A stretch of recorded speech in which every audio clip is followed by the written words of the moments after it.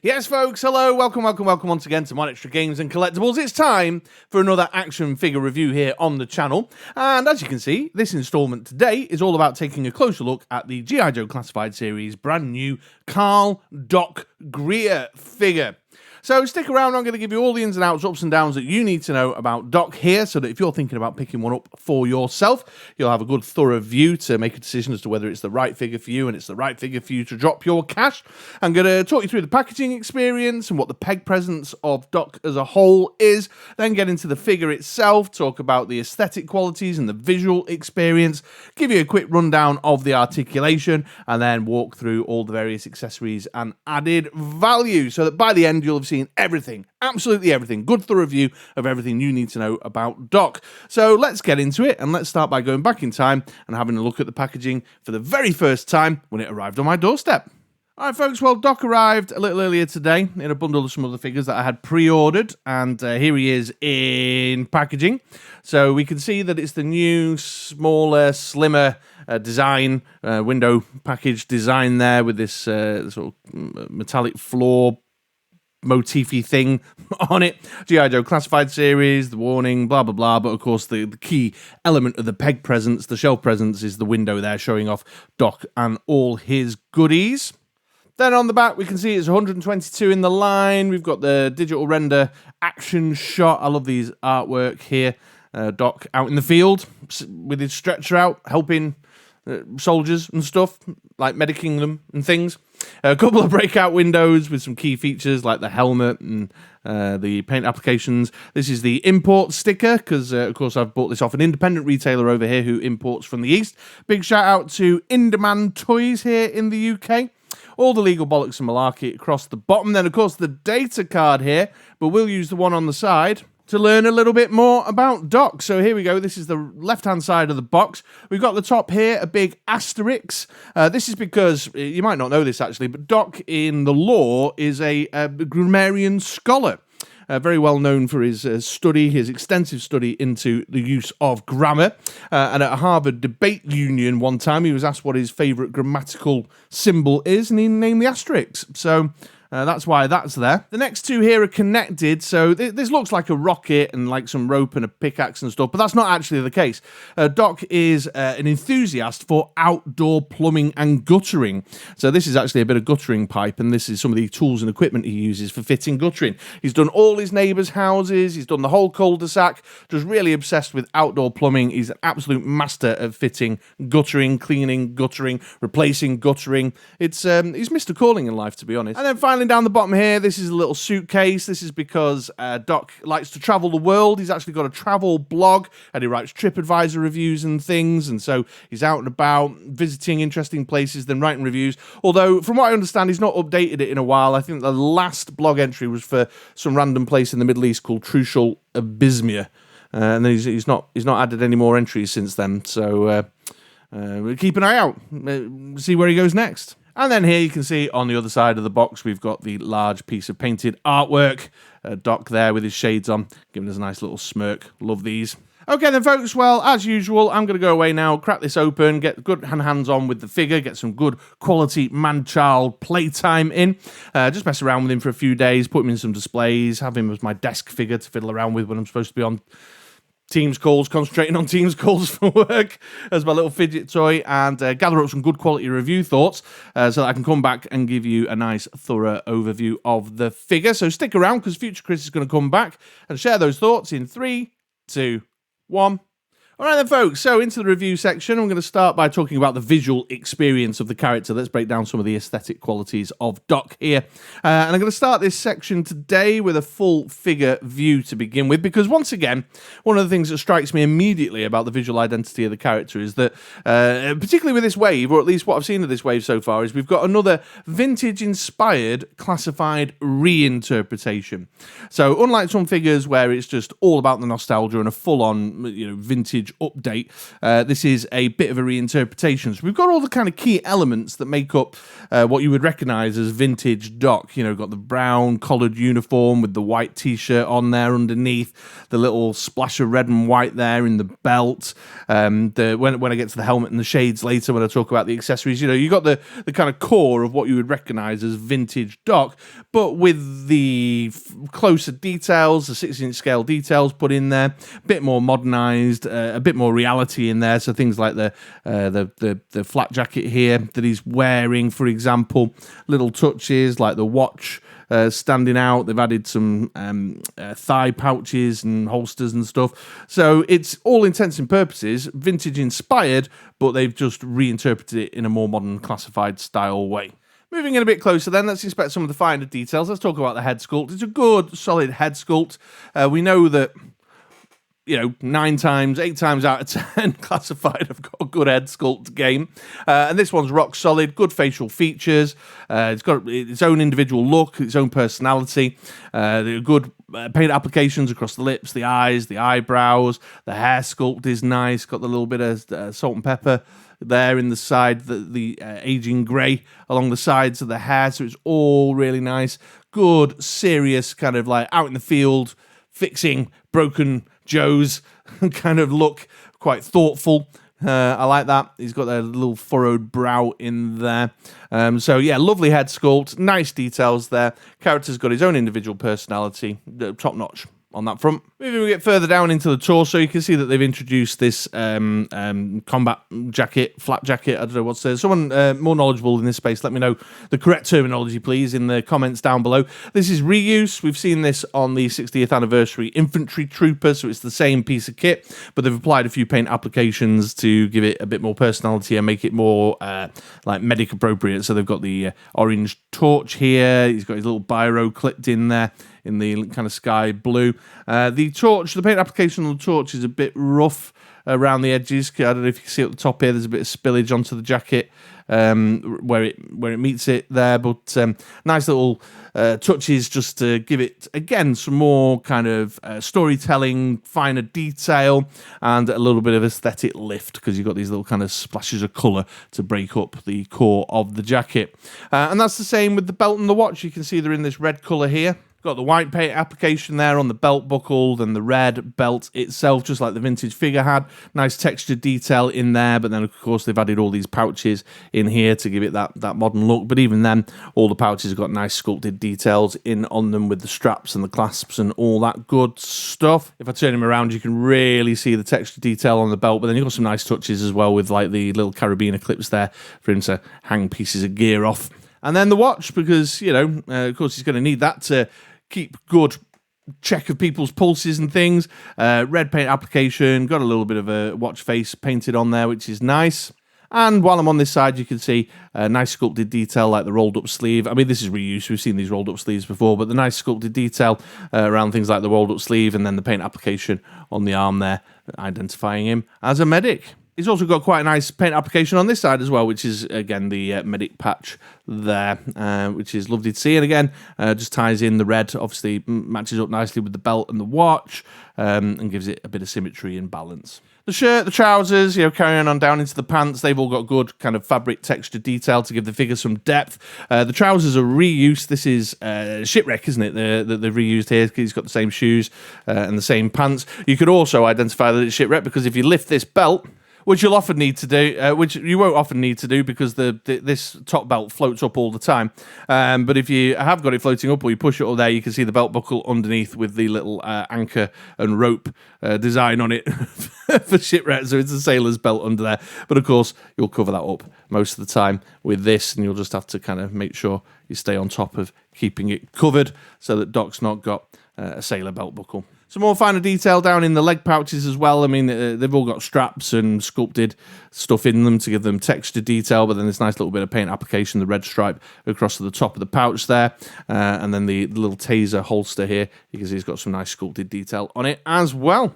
I do feel a little bit like the vest makes him look a bit bulky. you know, he's not particularly agile. You know, as a guy who's out in the field running around fixing up Joes, I feel like this could bulk him up a bit, and that is made even worse when you start adding on some of the accessory pouches that we'll take a look at a bit later on in the video. I suppose your mileage will vary with that. So some people may want to remove that vest. I saw some photos the other day of somebody who'd taken this top jacket off here, so that you had the shirt on underneath, or you might want to keep that because you like the modern reinterpretation and the more accurate design, you know, the protection that a modern medic would wear in the field. So your mileage will vary with that. I'm quite happy with it. The main thing is because it's got all the holes in here. Spoiler alert, later on, I'm going to be saying I don't like the pouches because they really bulk up the front here. But then I don't like not having the pouches on because these holes look daft. You know, so, you know, talking about visual experience. So it makes it look a little bit more toyetic with these holes in there. The colours are good. They're a bit plain, but, you know, it's military uniform stuff. So we've got a kind of military style green over the top of this sort of khaki shirt and trousers combo there. There's a bit of splash of colour in there to give it a bit of shelf lift, a bit of shelf presence. But overall, when you get him next to the likes of like Airborne and stuff, there's a uniformality in there. That's fine. You know, it's a military uniform. Not everybody's like me who likes the wackier, louder colour schemes on some of the figures. But it's a nice match, good symmetry in there with the pouches so that the colours balance and it's not too... there's nothing there drawing the eye. It's not too imbalanced in that respect. So yeah, solid colours, absolutely. So overall, aesthetically, absolutely, Doc's getting a thumbs up from me. Good sculpting all round. Yes, it's reuse heavy, but they've this is where the reuse is blended well into the new figure. You know, when you think about some of the criticism I had for Norgahide recently, great head sculpt, good colour, yeah, everything's working, absolutely. Aesthetically, a thumbs up from me. I'm really into Doc. I've been playing with him loads since he arrived the other day. So, there you go. All right, so that's the aesthetic. Let's now take a close look at the articulation. Okay then, folks, so if you've had a G.I. Joe Classified series figure in hand before, then the articulation has got no surprises and there's very little in the way of quirks. So if you're familiar with the articulation scheme, I've got nothing new to report. Just jump forward into the video to the accessories section so you can take a look at the added value stuff. I've put chapters in so that you can do so. But if you want to take a closer look at the articulation on this particular figure, or this is the first time you've taken a look at G.I. Joe Classified series, I'll give you a quick rundown. So starting at the head, we've got a ball at the top of the net, ball at the bottom of the net, which gives you fairly decent down, fairly decent up, all the way round, full Exorcist 360, and you've got a bit of a tilt and wobble at the top there, giving you a bit of motion for head posing. Moving down into the shoulders here, you've got the butterfly joint, giving you a bit of shuffle forward and back, pegged in for a full 360, and then hinges for your T-shape up to there. Got swivel there at the top of the bicep and tricep, nice pinless double elbow that'll get you up to there. Standard pegged in hands, so you've got full 360 rotation in there, and then this right hand has got an up and down hinge, and the left hand has got a forward and back hinge. You've got the torso articulation in there, the standard G.I. Joe Classified ab crunch underneath the vest. Because of the shorter nature of the vest, because it finishes a little bit on the belly there, it doesn't get in the way of the crunching all that much at all. Then you've got the ball in the waist here, giving you a swivel and a bit of motion in that area too. Got the standard G.I. Joe Classified series drop down joint in the groin there, comes down, gives you forward up to there, gives you the... Wow, that's proper ballet splits. That's the first time I've done that with Doc. Thigh cut, giving you a swivel at the top of the thigh. Pinless double knees, getting you up to there. And then there is a boot cut in here, but it's underneath the drape of the trouser leg there.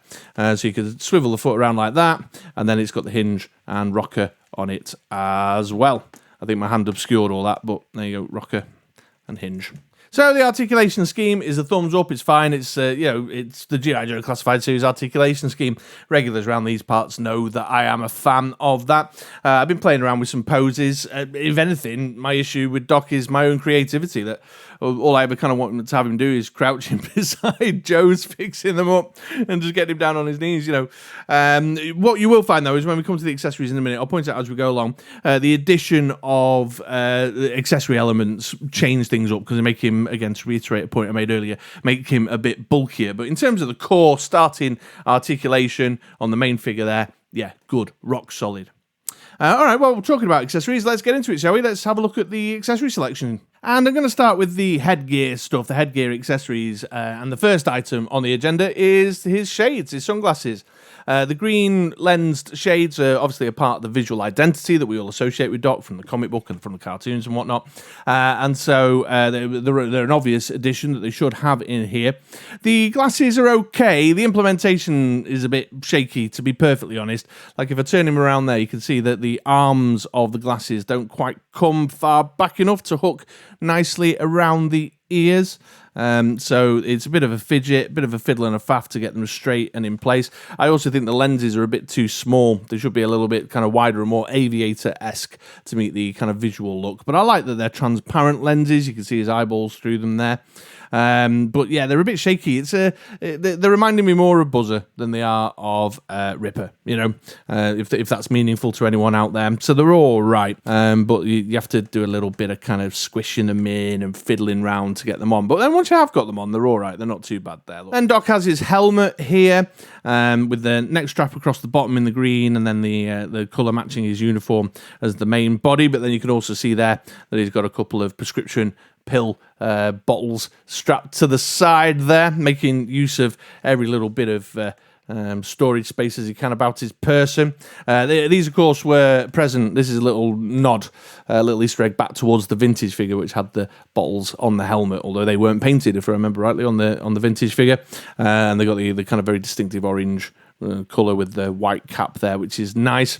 It's a good fit. It's that slightly softer, more kind of pliable plastic that we've come to know and love with the helmets, which means it's quite nice and easy. Just do a bit of squeezing, get it over. The chin strap there does make it a little bit of a faff and a fuss to sort of get it down over there, and I haven't mastered it. There's obviously a way of just like popping it on, but once you've got it on, it's looking great. And for those curious about whether you can get the helmet and the sunglasses on the go at the same time, you absolutely can. You just kind of get them and insert them, and because of the size of the helmet, it doesn't even really matter if you've lined them up with the ears correctly, because that'll just hold it in place. So sometimes you have to do a little bit of finessing just to get them straight, but yeah, you can absolutely get Doc with his helmet and his shades on at the same time. Doc comes with a little means to defend himself. He's got this little taser here. I don't recognise that. I think that's the first time we've seen the taser in G.I. Joe Classified series, but I haven't collected every figure, so let me know if I'm incorrect on that in the comments down below, feel free. But yeah, taser for the Doc there, just to keep any Cobras that are sneaking up on him out the way. Single piece of moulded plastic in the taser shape there with some sculpted details in it. And then he's got the thigh holster there that you can store that in, down here on his right leg, whoop, like so. Then we have his pouch selection to go into all the various little holes on his flat jacket there. Most of them, we've seen a couple of them before, like these ones here. These three here were all on the 60th Anniversary Trooper. Then we've got this one here, which I think we've seen before on the 60th Anniversary Trooper, but didn't have the paint application on the front with the medic symbol. And then what's that, like a flares? Is it flares? So that's there. I think we've seen that one before, but without the paint application. And then we got this one here, which is new, which is the flare gun in like a flare gun holster. There you go. I'm just taking that out there so you can see that. And again, I'm pretty sure that's the first time we've seen the flare gun in G.I. Joe Classified Series 2, which is great. Nice little storytelling piece of accessory there. And nice that we've got the little holster here, although that is a little bit flawed. I'll show you that on the body in a second. So the pouch selection then all have got pegs on the back like this, and you can insert them into the various holes across the flat jacket. And then, you can cram those in however you see fit, whatever, it's a little bit of customization options for you as the storyteller with your figure there. So I'm trying to do it while looking at the figure on screen.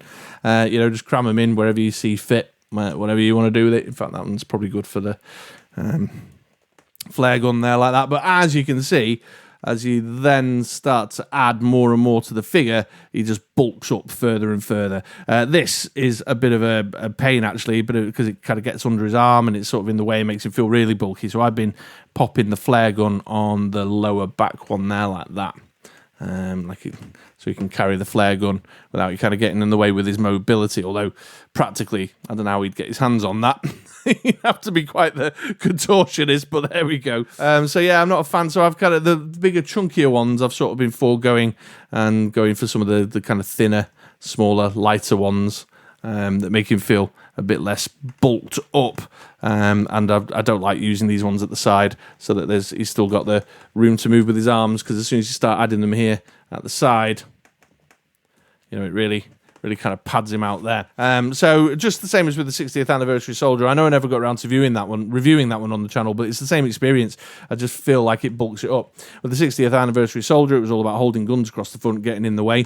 For Doc, it's about making him feel agile and mobile and, you know, fast on his feet and getting out and about, you know, hopping off helicopters to go and help injured Joes. And I feel like this just kind of bulks him up a little bit too much. So I've just been going for the two lighter ones. In fact, I normally have these two the other way around. Like that, because I like the paint applications here on the front, but I have those two around that way, then the flare gun on the back, and then I consider that done and dusted, and I've kind of not really been using these other ones. And then finally, we have his stretcher here. So it folds up with some hinges at the bottom there. You can see it's got some nice sculpted details in there, like the safety straps and the texture of the canvas against it. You've got the handles down the bottom here painted in.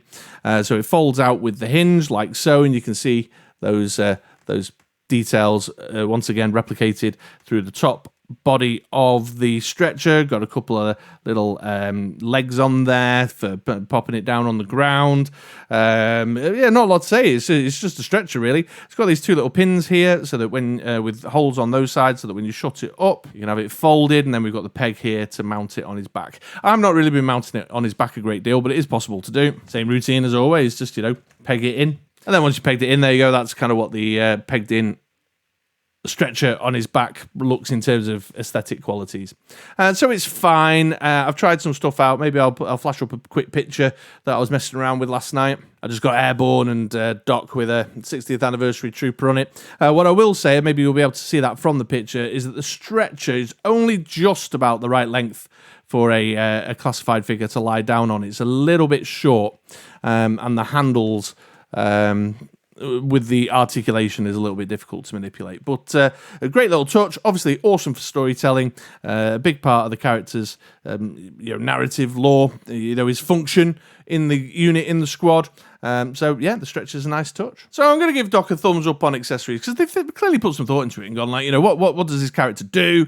What kind of stuff could we give him? I think I'm edging a little bit down towards the middle, because I think the implementation's a little bit shaky. Like this thing, I like the flare gun in the pouch, but it's too big and chunky to actually make good solid use of on the figure, in fact, I probably would have preferred getting rid of all these pouches and just going for a standard vest with none of the customizable pouch hole things going on, and then having something else, like maybe a small doctor's bag or something that you can carry instead. But I like the stretcher. The taser's fine. The helmet and sunglasses combo looks pretty sweet and adds to the aesthetic visual experience of the character. So it is a thumbs up. I'm just not sure about. I think it's the implementation of this whole customizable pouch thing isn't for me. It's not for me. But again, you may feel differently, and let me know in the comments down below. Okay, folks, quick figure comparison time. I've been asked to bring these back into the review. So here's Doc with Airborne and Grunt. Just give you a sense of that, where the colours differ, but there's an element of uniformality that works quite nicely despite the differing kind of uniform styles there. Here he is with General Hawk and Duke there. Just, giving them an update on the situation with the wounded.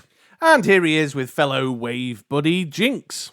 Okay then, folks, well, here's Doc making his way around on the turntable so you can get a bit of a 360 view of the figure. I've definitely got a bit of a creativity problem when it comes to posing him up, so if anyone's got any good suggestions or ideas as to some interesting poses, it's kind of difficult sometimes when you're not just tooling them up to kill cobras, you know what I mean? But it's time for the final thoughts, and the question at hand here is, would I recommend Doc? And yes, absolutely I would. I really like the look of the figure. I really like the different function, the different elements that he adds to the ranks of G.I. Joe. And but yeah, what else is there to say? He's an iconic character. It fills a gap, and the implementation of the figure is decent, aside from a few criticisms around this whole kind of pouch setup. So yeah, he's rock solid, absolutely, and I would fully recommend this one. And that's 2 for 2 on this wave. I'm happy with Jinx and Doc so far. Stick around on the channel. Night Creeper review coming soon. I'm still waiting for Torch to arrive, but hopefully we might get a 4 for 4 out this wave. Fingers crossed, eh? 50% success rate so far. Yeah, that's it. I don't got much else to say. He's just iconic character, super recognisable, and I've enjoyed having him the last couple of days. Yeah, he's made for a great desk figure. I just can't. I need to break the dam of a bit of creativity to get some decent poses. So there you go. All right, folks. Well, if you found this review useful, then please do give us the thumbs up, like. If you're not already subscribed to the channel, all that good stuff. But in the meantime, all that's left for me to say is I hope you have a great day. Hope you have a great week. And please do swing back around these parts again sometime soon for another video. And oh, damn it. I nearly had it. It was nearly facing the camera when I finished up there and I ballsed it up. All right, well, let's close this down with an arse shot. There we go. Come on, Doc. Get there. Yeah. There we go. See you later, folks.